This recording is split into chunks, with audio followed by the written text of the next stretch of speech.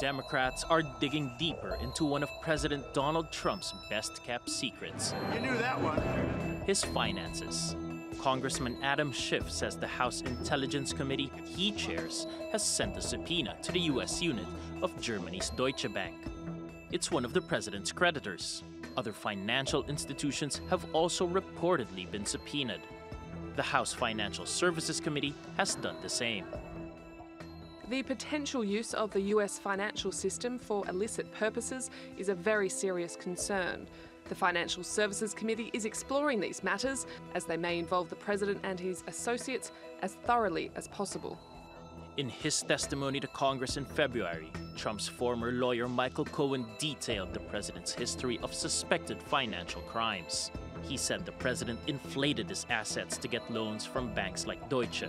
He accused Trump of lying to insurers about his net worth to lower his premiums. And he also said Trump hid money from the Internal Revenue Service, or IRS, to bring down his tax bill.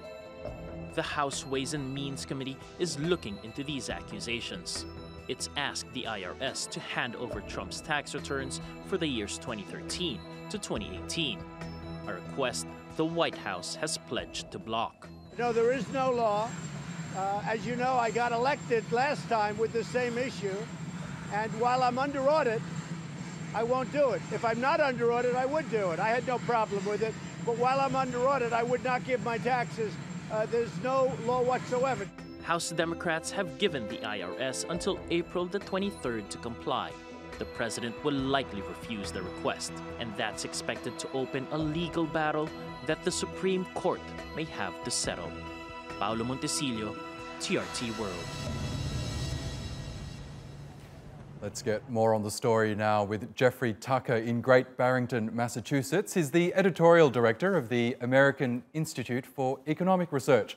Welcome back to the program, Jeffrey. Many people saw this coming after the Democrats won a majority in the House. Do you think this is a witch hunt, or does Donald Trump have a case to answer? A little bit of both. You know, the timing is suspicious right after this two-year investigation of the Mueller report. It's about to be released, like, within days. And I think there's consensus in Washington that Mueller has completely exonerated Trump from any of the claims that the campaign had somehow coordinated with Russia. So that whole case has completely fallen apart. It ended up wasting 24 months of press time on that story, and now Democrats are just scrambling around to find somebody else on Trump.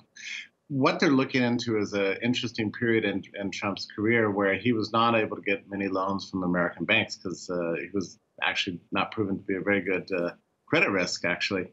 So, of course, you know, he went shopping around the world for some kind of banks, and yes, he inflated his assets, as business people do, with their assets to offer his equity for extensive loans. And so I'm sure all that's true. Now, to the average person, some of this may look shady. To a real estate developer, this is just day-to-day business. So I seriously doubt they're going to find anything that's going to be politically significant for them. What I find actually more troubling is the fact that for some reason the Democrats can't seem to keep the political debate on issues of policy. And it seems like here Trump is extremely vulnerable.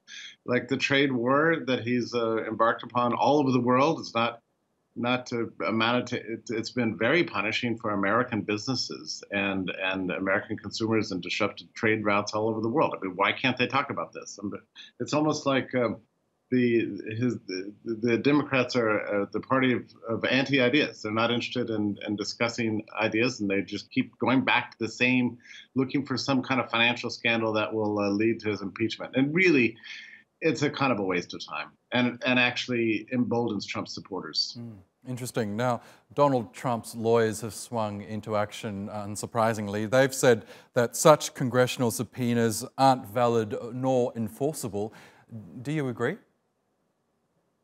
I think it's going to be up to the courts to decide. But, you know, the more that Trump can tie this stuff up in kind of legal wrangling, the longer he can delay. And I assume that delay could go on for years.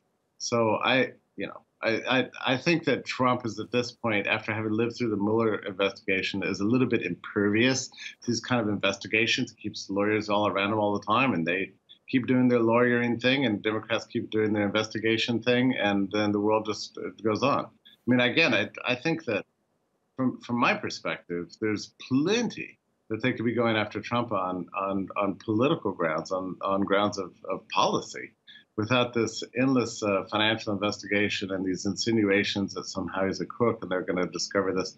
Even if they discover the worst possible case, at this point, I'm not even sure it would hurt Donald Trump politically, because they've kind of wasted their all their gunfire with this Mueller report that didn't amount to anything. So I think this is very suspicious timing, and it doesn't seem like very good political strategy to me either. And just quickly, Jeffrey, as you say, we're expecting Robert Mueller's report on Russian election meddling to be released on Thursday, US time. We've already had the headline stating that Donald Trump doesn't have a case to answer, but do you expect there to be a smoking gun as a result of the release of the finer details? You know, honestly, I got to tell you, I think there's no smoking gun in there, and that the release is going to be so boring that it's barely going to occupy a couple of headlines. And by Friday, the news will be over, and by the following week, everybody will have forgotten about it. I think if there were anything in there of any substance, of any importance, of any political significance, that we would have known about it by now, because Washington is the leakiest place in the world, and the fact that we haven't heard anything over the last several weeks, to me, indicates that it is exactly as Trump said. The thing just exonerates him and should be a profound embarrassment to the Democrats. And you'd think that it would rebuke them in this constant strategy of trying to catch Trump in some kind of financial shenanigans, whereas they could actually be talking about ideas. And I personally desperately want them to, because Trump's policies have gotten the world economy and some real tangles, and a lot of American businesses are paying very heavy price for this right now. We desperately need somebody to make some economic sense out there, instead of just this endless waste of time with investigations. Okay, Jeffrey Tucker, will find out what that report says in a couple of days. Thank you again for your time.